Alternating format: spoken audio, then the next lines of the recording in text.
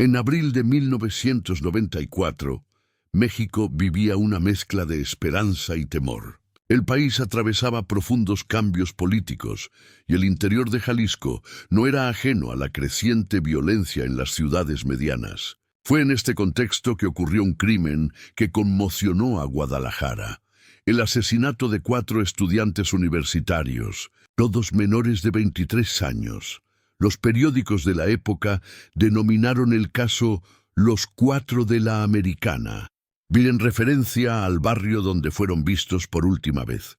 Jóvenes de clase media, involucrados en debates sociales, sin antecedentes penales. La brutalidad de lo sucedido desafía cualquier explicación sencilla. El crimen atrajo de inmediato la atención de la prensa local, pero la información se perdió entre relatos contradictorios. La investigación se convirtió en un laberinto de informes contradictorios, testimonios cambiantes y una sucesión de errores de procedimiento. Para muchos, el caso reflejaba algo más profundo: la incapacidad del sistema policial para abordar delitos cometidos por jóvenes con estudios y sin antecedentes de violencia. Las familias, impotentes, transformaron su dolor en denuncia pública. Hasta el día de hoy, el caso se recuerda no solo por la violencia, sino también por la sensación de vacío. Un crimen sin un motivo claro, cometido contra gente común, en una noche cualquiera. Los 4 jóvenes asesinados eran estudiantes de la Universidad de Guadalajara. Sus nombres eran Ana Luisa Romero, Javier Medina, Carlos Ávila y Roberto Treviño. Todos cursaban el 4º semestre de Sociología y se conocían desde el primer año. Tenían poco más de 20 años y compartían el interés por la política, la música y el cine. Ana Luisa era la más reservada del grupo. Hija de maestros, se dedicaba a investigar los movimientos estudiantiles y llevaba un cuaderno personal.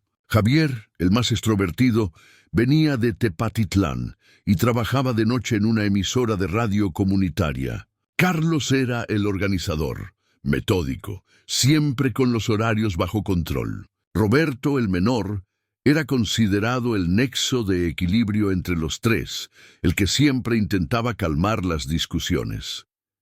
Ninguno de ellos tenía antecedentes de conflicto ni participación en grupos violentos. Sus compañeros describen al grupo como entusiasta y curioso, más interesado en comprender México que en desafiarlo. Esa semana estaban preparando una presentación sobre desigualdad urbana. Los registros indican que se reunieron en casa de Ana Luisa el viernes para revisar los datos. Según un colega, decidieron salir más tarde para relajarse un poco después de tanto trabajo. Era una noche que no prometía nada extraordinario.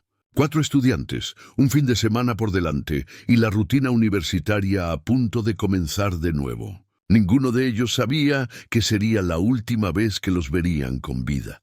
El grupo se formó en 1991, justo al comienzo del curso.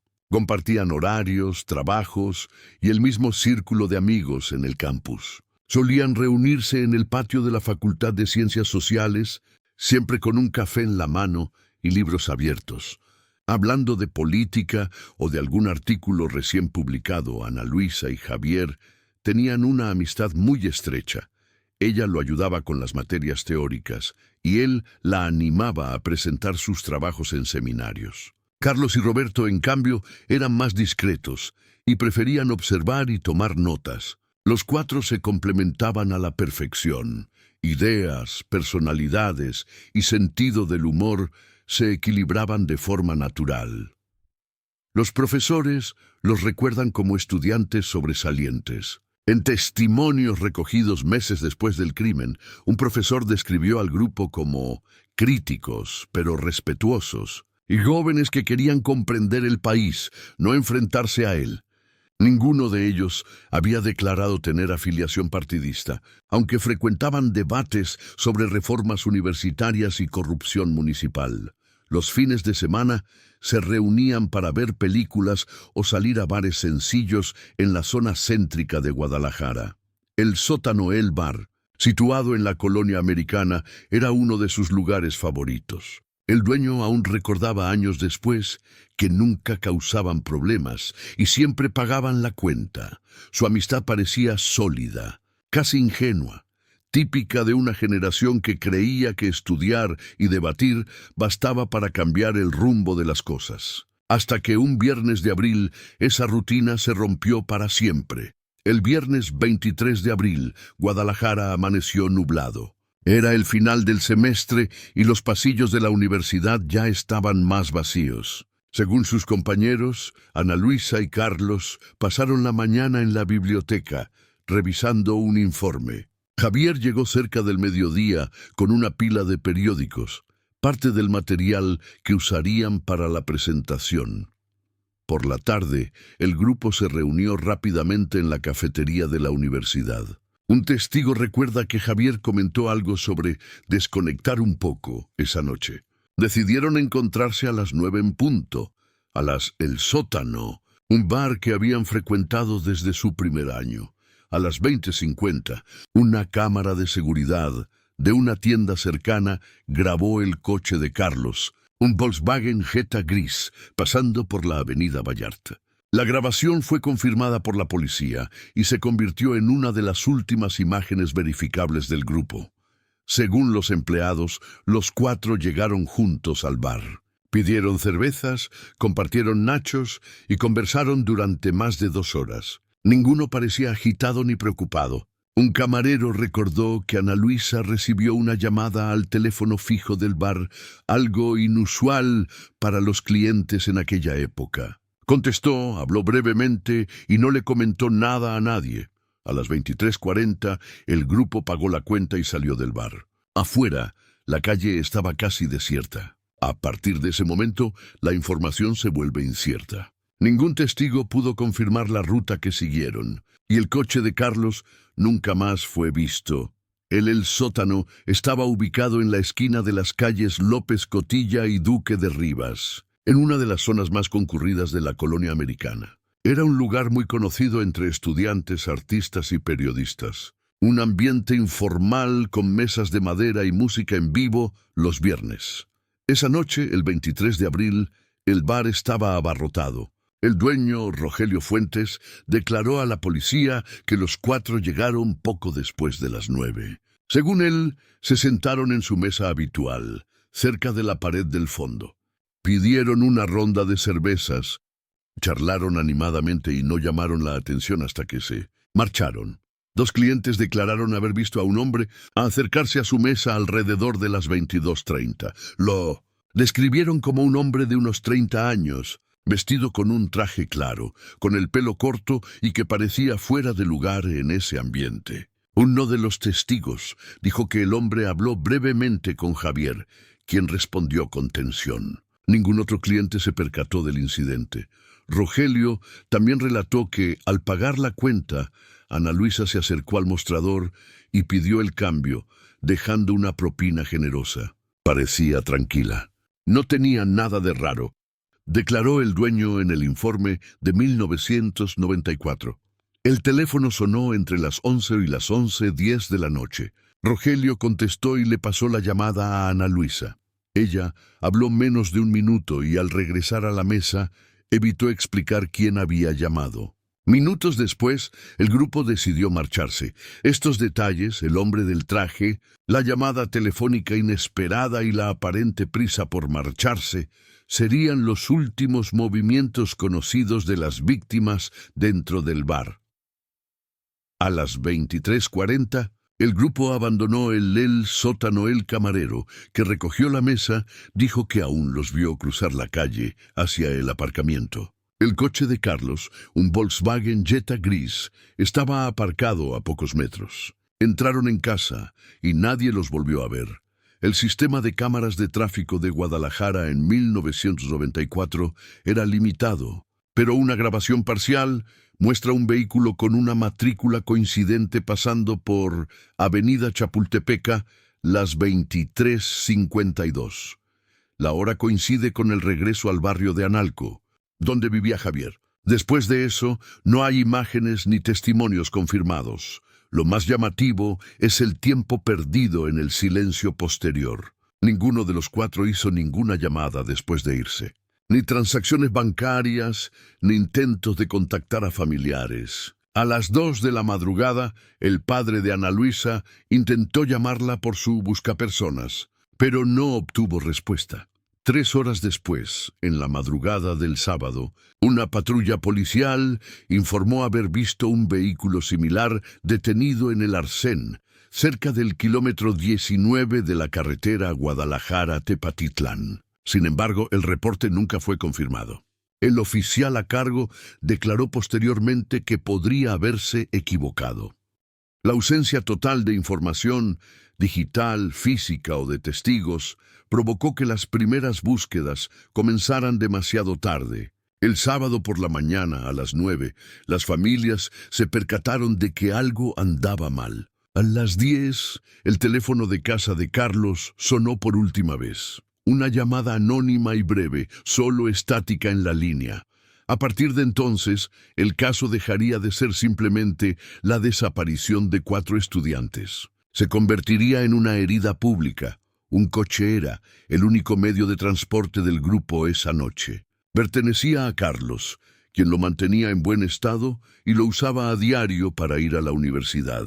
La ausencia del coche fue el primer indicio concreto de que algo extraño había ocurrido. El domingo 24 de abril, familiares denunciaron la desaparición de los 4 jóvenes. El vehículo fue incluido en la lista de búsqueda regional. 3 días después, la policía anunció el hallazgo de un automóvil con características similares en un terreno baldío a las afueras de Tlaquepaque. Sin embargo, el vehículo estaba casi completamente calcinado y no tenía placas visibles. El examen forense, realizado apresuradamente, concluyó que el número de chasis había sido borrado, lo que imposibilitó confirmar si se trataba del mismo coche. El informe contiene una contradicción. Uno de los agentes señaló que el modelo parecía más antiguo que el de Carlos. Aún así, el vehículo quedó vinculado al caso y no se siguieron otras líneas de investigación. Los vecinos de la propiedad declararon haber visto humo la madrugada del domingo, pero no reportaron haber oído ninguna explosión. Un hombre dijo haber visto 2 camionetas blancas estacionadas unos minutos antes de que comenzara el incendio. Este detalle nunca se incluyó oficialmente en el proceso judicial. Sin el coche, la policía perdió su principal pista. Solo quedaban fragmentos de cristal y metal, ni documentos ni marcas personales. Para las familias, la noticia fue el primer golpe duro, la confirmación de que era improbable que los jóvenes regresaran con vida. En la mañana de 29 de abril de 1994, 6 días después de la desaparición, 2 trabajadores agrícolas de la región de Atequila, a unos 40 kilómetros de Guadalajara, encontraron algo extraño cerca del canal de riego. Bolsas de plástico parcialmente enterradas que desprendían un fuerte olor. Pensando que era basura, llamaron a la policía municipal. Cuando el equipo llegó, descubrieron que se trataba de restos humanos. 4 cuerpos, con signos de violencia, yacían uno junto al otro en una zona aislada. El lugar era de difícil acceso, enclavado entre campos de maíz y vegetación alta. No había huellas de neumáticos recientes ni rastros que indicaran el paso de vehículos pesados. Los expertos identificaron los cuerpos gracias a objetos personales aún reconocibles. Un anillo de plata de Ana Luisa, un reloj de Carlos y una cadena de Roberto. Las circunstancias dificultaron determinar la hora exacta del fallecimiento, pero el informe estimó que el crimen ocurrió entre la mañana del sábado y la mañana del domingo. El detalle más desconcertante era el estado de los cuerpos. No presentaban heridas de bala. La causa probable, según el informe médico, fue asfixia. El documento también menciona pruebas de inmovilización, lo que sugiere que las víctimas fueron atadas. La noticia se difundió rápidamente. Ese mismo día, los periódicos de Guadalajara publicaron titulares sobre los 4 estudiantes del canal. Se citó a las familias a la morgue de Tonalá para su identificación. en un proceso marcado por errores administrativos y la falta de apoyo psicológico. Tras el hallazgo de los cuerpos, la desaparición se transformó en un homicidio. Pero el móvil, y quién estaba detrás de todo, permanecería sin respuesta. La investigación técnica comenzó en medio del caos. El acceso a la escena del crimen no se garantizó adecuadamente. Curiosos, periodistas e incluso autoridades locales transitaron por la zona antes de que el equipo forense terminara su trabajo. Esto comprometió cualquier posibilidad de reconstruir lo sucedido. Los expertos recogieron muestras de suelo, fragmentos de cuerda y restos de tejido quemado. No se encontró ningún proyectil. Las autopsias realizadas en el Instituto de Ciencias Forenses de Jalisciense indicaron asfixia mecánica, se determinó la causa probable de la muerte y se confirmó la ausencia de heridas de bala. 3 de las víctimas presentaban hematomas compatibles con inmovilización prolongada. El informe también menciona algo curioso. Residuos de aceite industrial. En la ropa de 2 de los chicos se encontró una sustancia utilizada en talleres mecánicos y fábricas. Esta pista nunca se investigó a fondo. Durante las primeras 48 horas, las autoridades prometieron una investigación ejemplar y transparente. Sin embargo, faltaban fotografías detalladas del lugar y parte del material recogido desapareció antes de ser catalogado. Un investigador declaró posteriormente que no hubo coordinación entre los equipos y que algunos documentos se archivaron sin numerar. La prensa, inicialmente cautelosa, comenzó a presionar para obtener respuestas. Los periódicos El Occidental y Siglo XXI publicaron notas sobre fallas y omisiones en la investigación forense. En respuesta, la Fiscalía restó importancia a los errores y declaró que el caso seguía su curso con normalidad. En la práctica, los primeros días de la investigación solo sirvieron para borrar las huellas. Cuando los expertos intentaron reanudar su trabajo, la mayor parte de las pruebas ya estaban comprometidas. La noticia llegó a las familias por teléfono, en llamadas breves y mal realizadas. Ningún funcionario se presentó en persona. La madre de Ana Luisa, profesor de literatura, fue la primera en dar una entrevista. Habló con la prensa llorando, pidiendo respeto y prometiendo no descansar hasta entender lo que pasó. Los padres de Javier, originarios de Tepatitlán, llegaron a Guadalajara el mismo día. Fueron recibidos por un policía que, según relataron, les pidió paciencia y discreción. Esta frase se repetiría numerosas veces durante las semanas siguientes. Carlos vivía con sus ancianos padres. Su padre, un antiguo funcionario, insistía en asistir a todas las audiencias, tomando nota de todo lo que veía. Fue él quien detectó las contradicciones en los documentos y comenzó a redactar a mano una especie de diario de la investigación. Algunas de estas notas serían utilizadas años más tarde por periodistas independientes. La familia de Roberto era muy humilde. Trabajaban en una pequeña ferretería. Con pocos recursos, dependían del apoyo de sus compañeros de la universidad para viajar a los juzgados y exigir respuestas. El dolor colectivo cobró fuerza en cuestión de días. Los estudiantes organizaron una vigilia frente a la Universidad de Guadalajara. Se encendieron cientos de velas y se pegaron fotos de los 4 amigos en las paredes de la universidad. Estudiaron para cambiar el país y el país los mató. Decía una pancarta colgada en la puerta principal. Las familias insistieron en que sus hijos no estaban involucrados en nada ilegal. Rechazaron las insinuaciones iniciales de que podrían haberse juntado con malas compañías.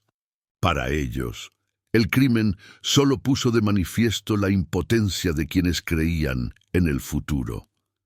La primera hipótesis planteada por la policía fue la de un conflicto particular. Según los investigadores, el crimen podría haber sido el resultado de una disputa sin resolver, tal vez relacionada con celos, deudas o algún desacuerdo personal. Esta teoría, aunque débil, se utilizó para justificar la ausencia de pruebas de crimen organizado. El nombre de un supuesto exnovio de Ana Luisa, identificado únicamente como Metro. La información surgió durante los interrogatorios iniciales. Se había mudado a León meses antes y negó cualquier contacto reciente. Aún así, fue citado a declarar. El interrogatorio duró menos de 1 hora y terminó sin conclusiones. Otro punto de interés. Fue una conversación que había tenido lugar semanas antes entre Javier y un empleado de un bar de la competencia, el sótano según testigos. Javier se había quejado de un cobro indebido y el empleado había jurado darles un buen susto. La policía visitó el lugar, pero no encontró nada que lo vinculara con el crimen. Estas líneas de investigación pronto se demostraron débiles. Ninguna aportó pruebas ni coherencia con la forma en que se cometió el crimen.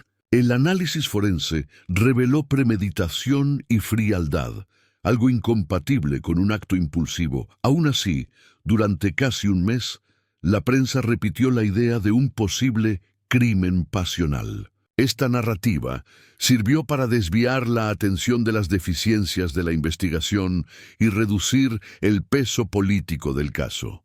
Con el tiempo, la hipótesis personal fue abandonada, pero dejó una sombra, la percepción de que desde el principio se buscaba una explicación conveniente, no veraz. Cuando los testimonios personales resultaron poco convincentes, surgieron rumores de que el grupo se había involucrado en algo más delicado. Algunos compañeros de la universidad comentaron que Javier y Ana Luisa estaban preparando un pequeño expediente sobre contratos irregulares entre el gobierno municipal y una empresa constructora privada vinculada a políticos locales. La información no constaba oficialmente en los archivos, pero circulaba entre profesores y alumnos. Uno de ellos, que pidió permanecer en el anonimato, afirmó haber visto copias de documentos que ahora han desaparecido. Otro declaró que Javier comentó días antes del crimen que a algunas personas no les gustaría ver este trabajo terminado. El tema era delicado. En 1994, Jalisco atravesaba tensiones políticas internas. El control de los fondos y los procesos de licitación eran motivo de disputa entre los grupos partidistas. Incluso la investigación académica, si se malinterpretaba, podía considerarse una provocación. Al enterarse de esto, la policía abrió una línea de investigación paralela. Se interrogó a empleados del ayuntamiento, profesores universitarios y colaboradores cercanos. No se obtuvieron resultados concluyentes. Aún así, esta hipótesis comenzó a rondar el caso, sobre todo porque los 4 jóvenes eran conocidos por sus opiniones críticas, aunque siempre dentro de los límites del debate académico. Informes posteriores, obtenidos por periodistas, demostraron que algunos de los documentos recogidos en el apartamento de Ana Luisa desaparecieron poco después del primer registro policial. Entre los objetos desaparecidos se encontraban cintas de casete y hojas mecanografiadas con entrevistas realizadas por Javier. La versión política nunca se pudo probar, pero para muchos explicaba el repentino silencio que rodeó la investigación en las semanas siguientes. El mando de la investigación fue entregado a División de Homicidios de Guadalajara, bajo el liderazgo del inspector Ramiro Castañeda Un, veterano de la corporación. Prometió resultados en cuestión de días en una rueda de prensa. No hubo resultados.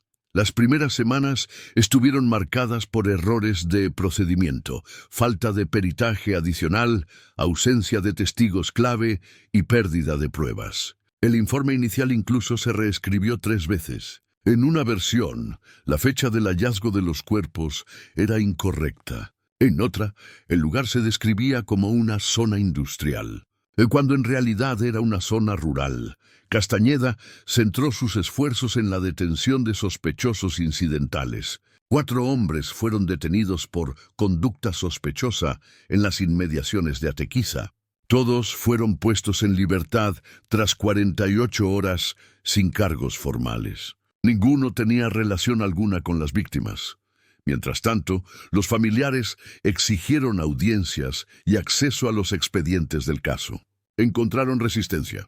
Un empleado del juzgado confió esto a un periodista de El Informador. Esa parte de los documentos estaba clasificada como de alto nivel. La justificación oficial fue no comprometer la investigación. Mientras tanto, un grupo de estudiantes de la Universidad de Guadalajara creó un comité independiente para dar seguimiento al caso. Entregaron peticiones, recopilaron recortes de prensa y presionaron a la fiscalía. La respuesta fue el silencio. La desorganización interna y la falta de transparencia terminaron por socavar la credibilidad del cuerpo policial. Al finalizar el segundo mes, Castañeda fue trasladado a otro departamento. Ningún sucesor ha dado continuidad a la investigación. Con el paso de los meses, el caso dejó de ser una prioridad. Entre bastidores, empezó a consolidarse la sensación de que no querían resolver el crimen, sino simplemente archivarlo. En los primeros días tras el hallazgo de los cuerpos, el caso acaparó los titulares en Guadalajara. Periódicos, emisoras de radio e incluso canales nacionales enviaron reporteros para cubrir lo que ya se describía como uno de los crímenes más brutales del Estado. Pero la intensidad de la cobertura duró poco. Tras la segunda semana, algunas redacciones comenzaron a reducir el espacio dedicado al tema. El periódico El Occidental recibió una comunicación informal de la Secretaría de Gobierno solicitando cautela al divulgar información sensible. La justificación era no interferir con las investigaciones. En la práctica, fue el comienzo de un bloqueo informativo. Un reportero de Siglo XXI, Eduardo Nájera, siguió cubriendo el caso por su cuenta. Publicó una serie de artículos que cuestionaban las contradicciones en la investigación e insinuaban la participación de las autoridades locales. 3 meses después, Eduardo desapareció camino a Zapopan. Su auto fue encontrado abandonado, sin señales de forcejeo. La desaparición nunca se vinculó oficialmente con el caso de los estudiantes, pero la coincidencia persistió. Otros periodistas empezaron a evitar el tema. La cobertura se volvió fría, distante, reducida a notas burocráticas. Las familias notaron el cambio de tono, de la indignación a una prudencia calculada. Las emisoras de radio comunitarias intentaron mantener viva la historia leyendo testimonios y cartas de las familias al aire. Algunas de estas transmisiones se vieron interrumpidas por problemas técnicos que nunca se explicaron. Con el tiempo, el silencio se impuso. El caso de los 4 estudiantes quedó relegado a las páginas interiores, sustituido por nuevas tragedias y nuevos escándalos. Lo que perduró fue el recuerdo fragmentado de un crimen que poco a poco dejó de ser noticia para convertirse en tabú. A principios de junio de 1994, la policía presentó a 3 sospechosos a la prensa. Eran trabajadores de un taller mecánico en las afueras de Tlaquepaque. La justificación: se descubrieron rastros de aceite industrial similares a los hallados en la ropa de las víctimas. Los hombres fueron interrogados durante más de 20 horas sin la presencia de abogados. Negaron su participación, pero firmaron declaraciones ambiguas redactadas por los propios agentes. Uno de ellos, Raúl Soria, declaró haber visto cómo descargaban un coche similar de una camioneta blanca. Días después, se retractó, alegando que había sido coaccionado. Las familias de las víctimas se enteraron de las detenciones por televisión. Ninguna fue informada oficialmente. El ex jefe de policía, Castañeda, declaró a un reportero que era improbable que fueran los verdaderos culpables. Poco después, los 3 hombres fueron puestos en libertad por falta de pruebas. Surgieron otros nombres, algunos por rumores, otros en informes extraoficiales. Un ex policía, un empleado municipal, un taxista, todos fueron interrogados y puestos en libertad. No se estableció ningún vínculo directo con los estudiantes. Un detalle: Sin embargo, llamó la atención. Uno de los sospechosos inicialmente detenidos, el mecánico Raúl, declaró que una noche un hombre con traje claro llegó a su taller y le pidió que borrara el número de chasis de un vehículo incendiado. La descripción era idéntica a la del hombre visto en el sótano, sin embargo. La policía consideró la historia incongruente. La falta de pruebas concretas y la desaparición de testimonios provocaron que el caso volviera a su punto de partida. Las familias, exhaustas, comenzaron a desconfiar no solo de la ineficacia, sino también de la propia voluntad de las autoridades por descubrir la verdad.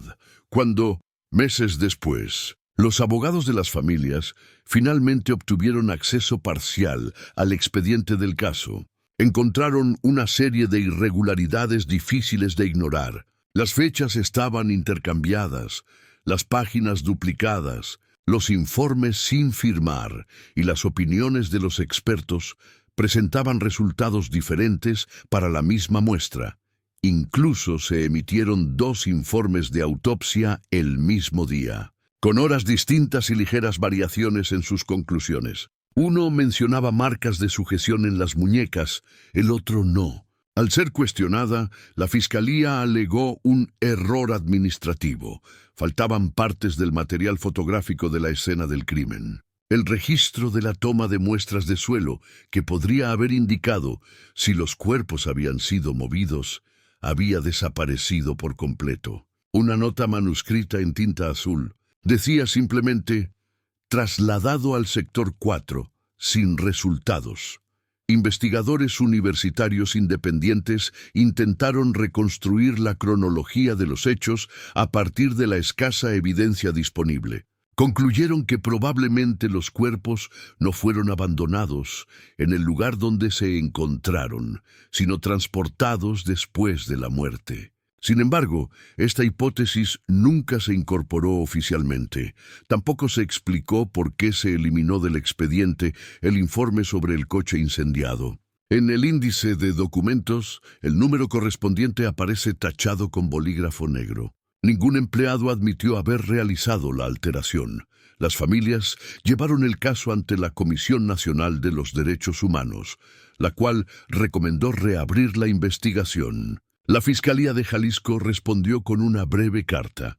No se han identificado nuevos elementos que modifiquen las conclusiones ya establecidas. Fue la confirmación, en lenguaje burocrático, de que el silencio había triunfado sobre el papeleo. La Universidad de Guadalajara se sumió en un ambiente de luto y desconfianza. Durante semanas, pasillos y murales se cubrieron de fotos y carteles que exigían justicia. Los profesores suspendieron las clases en señal de protesta. El campus se convirtió en escenario de vigilias y asambleas espontáneas. Los compañeros de clase organizaron una marcha silenciosa hasta el edificio del gobierno estatal. Llevaban libros en lugar de pancartas. El gesto se conoció como la Marcha de los Cuadernos Cerrados, un símbolo de la frustración de una generación que ha visto cómo la violencia trascendía los muros de la academia. La administración universitaria intentó equilibrar la narrativa. En un comunicado oficial, lamentó las muertes y pidió confianza en las instituciones. Sin embargo, internamente circulaban rumores de que algunos profesores habían sido reprendidos por comentar sobre la posible motivación política del crimen. Algunos profesores empezaron a evitar el tema en clase. Otros lo transformaron en objeto de investigación, una forma de mantener viva la memoria sin desafiar directamente a las autoridades públicas. Entre ellos se encontraba un profesor de sociología. Héctor Zamudio guardó copias de todos los recortes de prensa y actas de las reuniones relacionadas con el caso. Décadas más tarde, este material sería utilizado por estudiantes para reconstruir los hechos. Las muertes de los 4 marcaron un punto de inflexión silencioso. El miedo reemplazó a la curiosidad. Proyectos cruciales fueron archivados y una sensación de vulnerabilidad se extendió por todo el campus. Sin embargo, El recuerdo de sus amigos perduraba en los pasillos. Grafitis, notas en los pupitres, nombres garabateados en las paredes. Fragmentos de una juventud que creía en el diálogo y encontraba en el silencio la respuesta. El caso de los 4 estudiantes atrajo la atención fuera de Jalisco a principios de mayo, cuando el periódico La Jornada publicó un informe sobre la falta de avances en la investigación. El texto describía un crimen que el Estado prefiere olvidar. El titular provocó malestar político en plena campaña electoral de 1994. En los días siguientes, los legisladores exigieron explicaciones al gobierno estatal. La respuesta fue superficial. El caso estaba bajo investigación. No se proporcionaron más detalles. En lugar de aclarar la situación, la declaración alimentó nuevas sospechas. Organizaciones de derechos humanos de la Ciudad de México enviaron observadores a Guadalajara. Se reunieron con familias y el comité estudiantil de la universidad.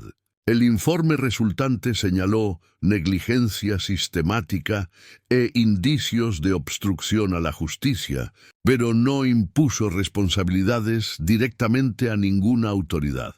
En televisión, los comentaristas estaban divididos. Algunos presentaban el crimen como un reflejo de la creciente violencia urbana, otros como un símbolo de la corrupción que asolaba el país. El caso incluso se debatió en un programa de debate de Televisa, pero fue retirado del aire poco después de su primera emisión. A pesar de toda la exposición pública, no surgieron nuevas pruebas. La Fiscalía repetía la misma frase en cada rueda de prensa. Seguimos todas las líneas de investigación posibles. Con el tiempo, los titulares se desvanecieron. El país, inmerso en otras crisis políticas y económicas, volvió la mirada hacia el futuro. Los nombres de los 4 estudiantes dejaron de circular en la prensa, permaneciendo solo en la memoria de la ciudad y en los corazones de las familias que aún esperaban justicia. En diciembre de 1995, poco más de un año después del crimen, la Fiscalía General de Jalisco anunció el cierre formal de la investigación. El documento, de apenas 7 páginas, concluía que no existen pruebas suficientes para determinar quién es el responsable. No se acusó a ningún sospechoso. No se autorizaron más investigaciones. Las familias fueron notificadas por carta. El texto frío e impersonal solo indicaba que el caso permanecería cerrado hasta que surgieran nuevos datos. El cierre se recibió como una segunda pérdida. La muerte no bastaba. También tenían que aceptar el olvido.